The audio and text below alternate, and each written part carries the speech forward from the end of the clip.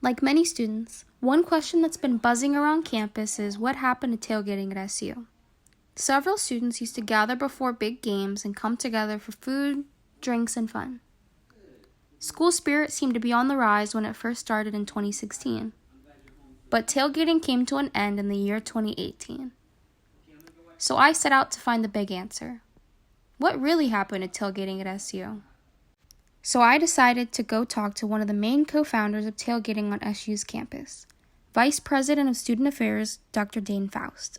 The assumption would be that people would bring food and that alcohol would sort of be secondary to the reason to tailgate. And we found that when we did it, that there was a mixed bag, that in some cases, that's exactly how it worked, that there were people, they would set up a huge spread of food, and that there would be some beer and some wine and stuff like that, and that it worked very well. And in other cases, we find it just the opposite.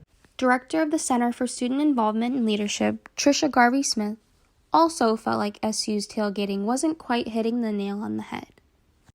We saw just about everything. We saw public urination, vomiting, drinking games. It was really rough. Numbers also mattered to SU and their games. The other piece that we discovered was that attendance at the football games did not increase, and that those counts came from athletics. Attendance at the games did not appreciably increase. So from that perspective, the model that we put in place just didn't work.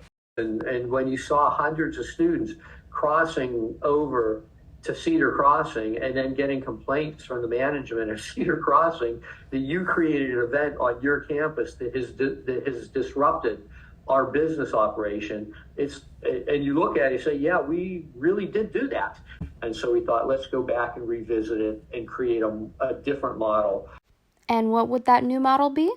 What we did was what became the flock parties of what we currently had at homecoming, what we had at homecoming last year, where we would close off the street in front of the stadium, and we would have games. So Cecil had lots of games, just throwing, and we had a climbing wall, and we had bouncy things for little kids, and probably 20 different tables set up of different things going on. And then the University Catering had food there, and they also had beer and wine that they sold.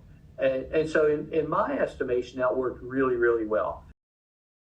My next step was to go out and ask SU students how they feel about the end of tailgating and the new change to flock parties. Sophomore Raven McNeil had some say about the matter. I think that if it's monitored better and that the organization is hosting it, just like either SOAP or some of the other organizations are in charge of homecoming activities or festivities. I think that if they do the tailgating, it should be monitored to where that everyone is safe and there won't be as many problems.